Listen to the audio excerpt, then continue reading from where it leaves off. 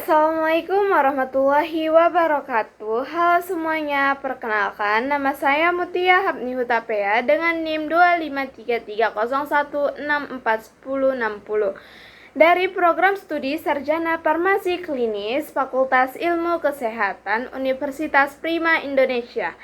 Pada video kali ini, saya akan membahas mengenai peran antioksidan dalam patofisiologi dan manajemen diabetes mellitus. Tahukah kalian bahwa kadar gula darah yang tinggi tidak hanya menyebabkan diabetes, tetapi juga memicu pembuatan radikal bebas yang dapat merusak berbagai organ tubuh. Lalu, bagaimana antioksidan membantu melindungi tubuh dari kerusakan tersebut? Mari kita bahas bersama-sama. Nah, apa itu diabetes mellitus? Diabetes mellitus merupakan penyakit metabolik kronis yang ditandain oleh peningkatan kadar glukosa darah atau hiperglikemia akibat gangguan produksi insulin atau kerja insulin ataupun keduanya. Insulin sendiri merupakan hormon yang diproduksi oleh sel beta pankreas dan berfungsi membantu glukosa masuk ke dalam sel sebagai sumber energi. Ketika insulin tidak bekerja dengan baik atau jumlahnya tidak mencukupi, glukosa akan menumpuk di dalam darah sehingga terjadi hiperglikemia. Apabila kondisi ini berlangsung lama, maka dapat menyebabkan komplikasi pada mata, ginjal, saraf, jantung, dan pembuluh darah. Nah, selanjutnya di sini saya membahas bagaimana sih hiperglikemia itu memicu ROS. Saat kadar gula darah terus meningkat, sel tubuh akan memetabolisme glukosa secara berlebihan. Akibatnya, mitokondria menghasilkan reaktif oksigen spesies atau ROS dalam jumlah yang sangat tinggi. ROS merupakan molekul yang sangat reaktif dan sering disebut juga sebagai radikal bebas. Selain dari mitokondria, pembentukan ROS juga dipengaruhi oleh jalur poliol, pembentukan Advanced Glycation End Products atau AGES. Dan selanjutnya aktivasi protein kinase C dan jalur heksosamin. Jika produksi ROS melebihi kemampuan sistem antioksidan tubuh, maka terjadilah stres oksidatif. Kondisi ini menyebabkan kerusakan protein, lipid membran, DNA, dan berbagai komponen sel lainnya. Selanjutnya, bagaimana ROS merusak tubuh? Radikal bebas yang berlebihan dapat merusak sel beta pankreas yang bertugas memproduksi insulin. Semakin banyak sel beta yang rusak, produksi insulin semakin menurun, sehingga kadar gula darah menjadi semakin tinggi. Selain itu, ROS juga menyebabkan resistensi insulin. Artinya, sel-sel tubuh menjadi kurang peka terhadap insulin, sehingga glukosa sulit masuk ke dalam sel. Kondisi tersebut membentuk suatu siklus yang disebut dengan vicious cycle, yaitu hiperglikemia, meningkatkan pembentukan ROS. ROS memperburuk fungsi insulin, kemudian kadar gula darah semakin meningkat dan menghasilkan ROS lebih banyak lagi. Apa sih itu antioksidan?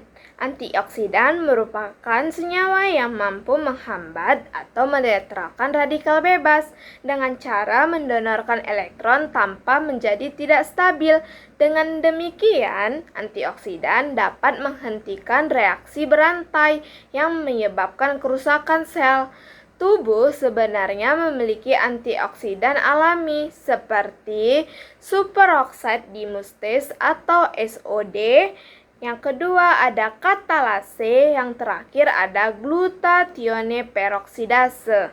Namun, pada penderita diabetes, jumlah ROS yang terbentuk seringkali jauh lebih besar dibandingkan kemampuan sistem antioksidan tubuh. Oleh karena itu, diperlukan tambahan antioksidan dari luar tubuh melalui makanan maupun suplemen tertentu.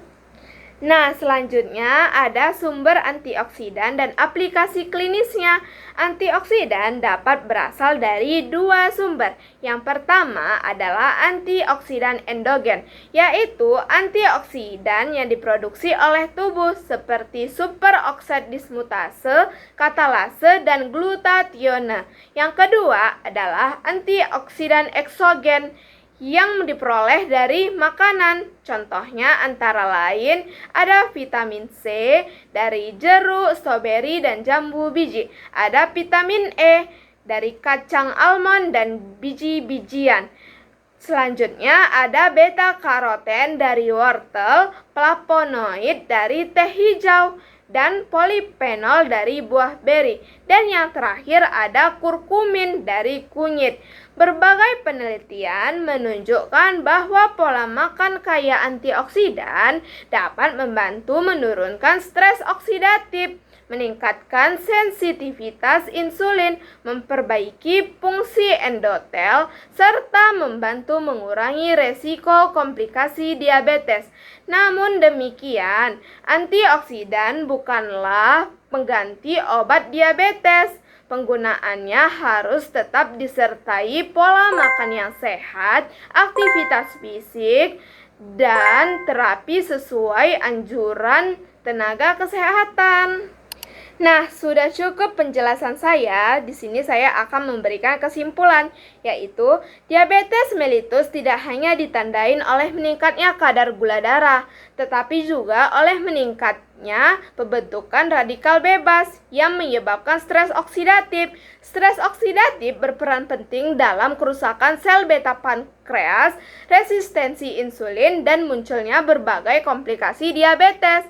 Antioksidan membantu melindungi sel dengan menetralkan radikal bebas sehingga dapat mendukung pengelolaan diabetes apabila dikombinasikan dengan pola hidup sehat dan pengobatan yang tepat. Semoga informasi ini dapat menambah wawasan kita mengenai pentingnya menjaga kadar gula darah sekaligus mencukupi asupan antioksidan setiap hari.